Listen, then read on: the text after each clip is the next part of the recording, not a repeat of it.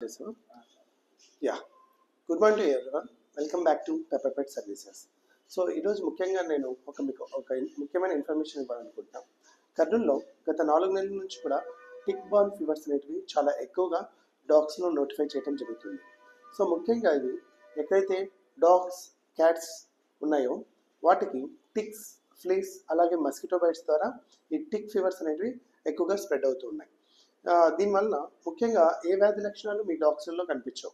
కాకపోతే ఆకలి బాగా తగ్గిపోవటం, నీరసంగా ఉండటం, పొట్ట కింద ర్యాషెస్ కానీ, చెవుల మీద ర్యాషెస్ కానీ, అలాగే గ్యాస్పింగ్ అంటే ఎక్కువగా శ్వాస అనేది కొంచెం కష్టంగా తీసుకోవటం, ఇలాంటి లక్షణాలు మాత్రమే మీ డాగ్స్లో కనిపిస్తుంటాయి.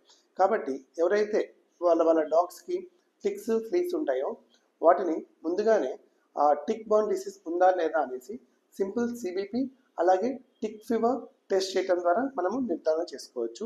ఆ సరైన సమయంలో మనం ట్రీట్మెంట్ ఇవ్వడం ద్వారా ఆ డాగ్స్ని ప్రాణాలతో ఉండగలిగేటట్లు చూడటానికి చాలా అవకాశం ఉంటుంది.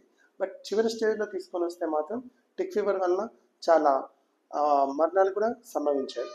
సో కాబట్టి మీరు ఎవరైతే టిక్స్ ఎక్కువగా ఉన్నాయో ముందుగా ఆ టిక్స్ పోవడానికి మందులు వాడుతూ మీ డాగ్స్కి బ్లడ్ టెస్ట్ చేయించడం అనేది చాలా అవసరం. Thank you.